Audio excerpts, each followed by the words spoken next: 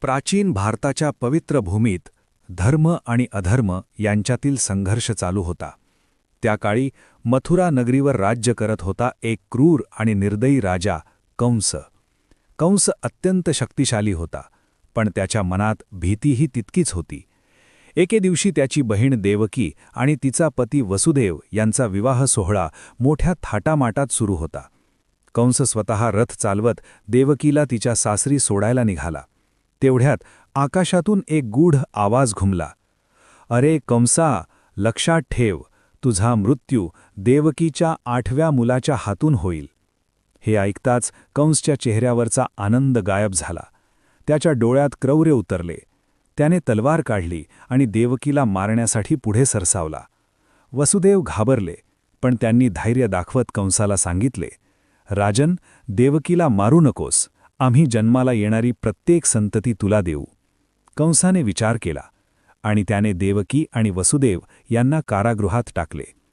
मथुरेच्या अंधाऱ्या कारागृहात देवकीने एकामागून एक 6 मुलांना जन्म दिला, पण प्रत्येक वेळी कंस त्या नवजात बाळाला निर्दयपणे ठार मारत असे.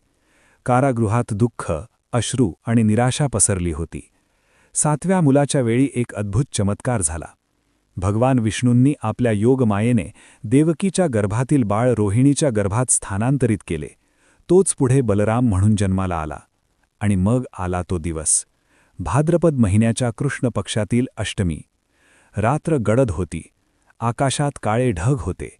संपूर्ण मथुरा गाढ झोपेत होती. कारागृहात देवकीने 8व्या बाळाला जन्म दिला. तो साधा बाळ नव्हता. तो होता स्वतः भगवान विष्णूंचा अवतार श्रीकृष्ण.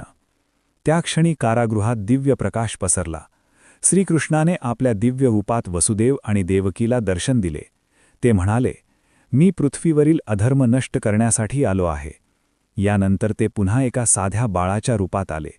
त्या क्षणी एक चमत्कार घडला. कारागृहाचे दरवाजे आपोआप उघडले. सैनिक गाढ झोपेत गेले. वसुदेवने कृष्णाला एका टोपलीत ठेवले आणि मथुरेतून गोकुळकडे निघाले. बाहेर मुसळधार पाऊस सुरू होता. यमुना नदी प्रचंड वेगाने वाहत होती. पण वसुदेव नदीत उतरले.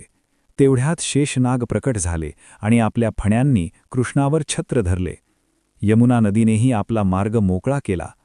अशा प्रकारे वसुदेव सुरक्षितपणे गोकुळमध्ये पोहोचले. गोकुळमध्ये त्या रात्री नंद आणि यशोदा यांच्या घरीही एक बाळ जन्माला आले होते. वसुदेवने दोन्ही बाळांची अदलाबदल केली.